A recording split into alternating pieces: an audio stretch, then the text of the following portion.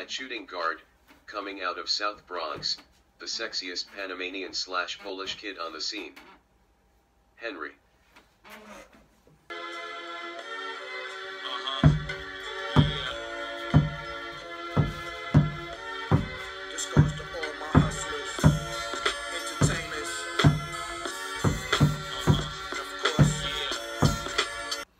Yeah, I just had to get some stress out of my mind, you know what I'm saying, with the pill. No? Oh. Boo! Get him out of here. Get to the topic, my guy. Hey, are you not hot in that coat in this crib right now? Man, don't worry about me. Worry about you. Alright, that's what I plan on doing anyway. So, what's been on my mind lately is the topic of environmental justice. Now, you might ask, what is environmental Boy. Nah, your mouth is looking dry, my man. Like, you need more than one stick of gum, bro? Like, I got the plug, bro. Yo, bro, that's mad disrespectful. Like, I'm in the middle of my most important concept of environmental justice, and you gonna throw a piece of gum at me like that? Wrong with this kid, man. Nah, anyway, environmental justice is defined by the U.S. Environmental Protection Agency as the fair treatment and meaningful involvement of all people regardless of race, color, national origin, or income with respect to the development, implementation, and enforcement of environmental laws, regulations, and policies. Now, what concerns me is imagining people forced into locations of high pollution, natural disaster rates, and overall poor regulated environments against their own will. For example, in Houston, 100% of public landfills and 75% of privately owned landfills were located in predominantly black communities.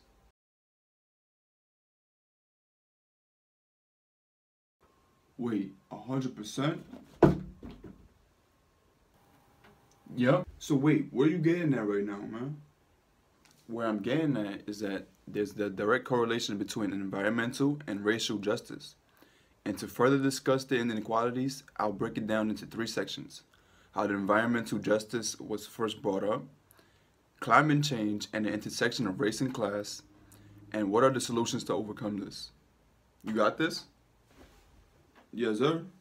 Cool. So, the environmental justice movement gained mainstream awareness when President Clinton signed Executive Order 1289-8 on environmental justice in 1994.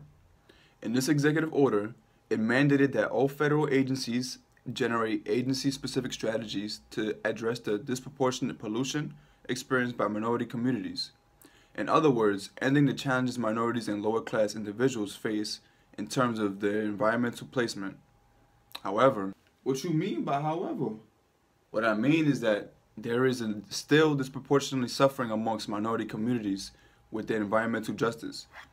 This lack of regulation proves that there's still issues hindering equality for environmental justice, and how environmental justice is associated with class and race. Now, moving along, climate change is not only an issue of the environment, but it's also an issue of justice and human rights. Environmental justice communities are economically more vulnerable to disasters and illnesses. People of color and low-income communities are less responsible for climate change. However, what you mean by however?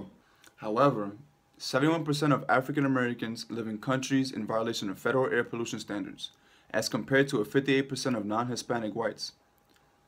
Also, asthma has a strong association with air pollution, and African Americans have a 36% higher rate of incident. Man, that explains why most of the people in my community has asthma. Hey, chill, my guy. There's still a solution to this. Get to the solution then, man. Yeah, I got you, man. So, there's 2 ways to go about this. Marketplace environmental policy.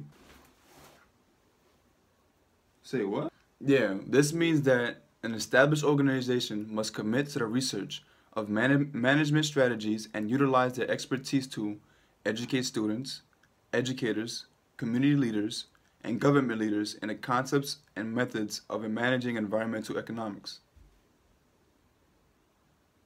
In other words, we need an organization to help educate our community and communicate our needs to the government. Got you. The other solution is resiliency planning. Now, this means that there must be a neighborhood-based approach for a more effective resilience against government planning. In other words, communities must demand to speak up for themselves and alter perception of legitimate knowledge about the community. So, bringing it to conclusion, areas like the Bronx, North Carolina, and Houston are examples of people that continue to experience these travesties of discrimination. With the sources given, hopefully you can employ yourself to be conscious and fight for the equality amongst all social classes, races, and most of all, our people. The help.